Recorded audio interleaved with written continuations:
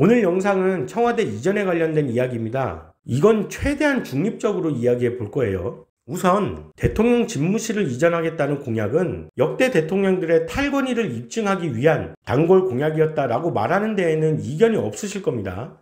이 말은 김영삼 문민정부 시절부터 현재에 이르기까지 모든 대통령의 공약이었다. 역대 대통령들은 제왕적 권력의 상징인 청와대에서 벗어나 국민들과 적극적으로 소통하겠다는 의지를 밝히며 집권 초기 대통령 집무실 이전 공약을 추진해 왔지만 결국 청와대를 대체할 공간을 찾지 못해 이행하지는 못했다라고 합니다.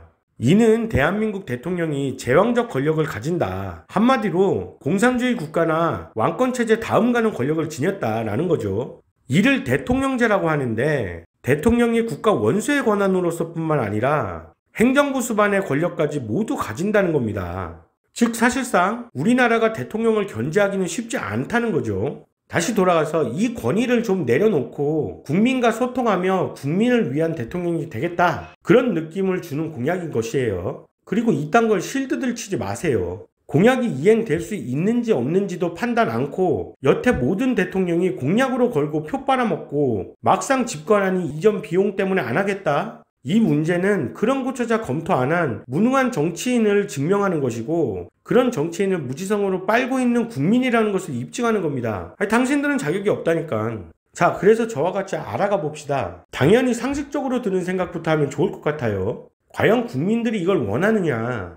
좋은 예가 있죠. 청계천을 시민의 품으로 돌렸는데 각종 말들이 많았죠. 초기에는 양윤재, 김주일 씨 등이 비리 혐의로 구속되고 청계천 일대를 토로 삼는 시민들의 반대 시위가 있었습니다. 그리고 복원된 지금 어떻습니까? 확실한 건 환경적으로는 나아졌죠. 경제적? 저는 사실 이게 가장 중요하다고 생각됩니다만 글쎄 청계천에 대해서는 딱히 잘 모르겠습니다. 그래도 요식업은 좀 나아졌다 할 수 있겠으나 근처 금속, 철강, 제조 이쪽은 나아질 게 없었겠죠. 그래서 결국 경제적인 효과도 입증하기 어렵고 환경이 개선되고 정부의 좋은 취지였다 정도로 말씀드릴 수 있겠습니다. 저는 청와대도 이와 같은 상황일 거라고 봐요. 사실 청와대를 이전해도 경제적으로 이익이 크지 않다고 봅니다. 여기서 몇 조다 몇 천억이다 이러는데 노력에 의해서 외국인 관광객을 유치할 수는 있겠지만 그러려면 호주 오페라하우스처럼 만드는 게 목적을 달성하기 훨씬 좋지 않나? 거기에 방탄소년단 공연하고 사실 그 상징성에 의의를 둔 것이라고 생각됩니다.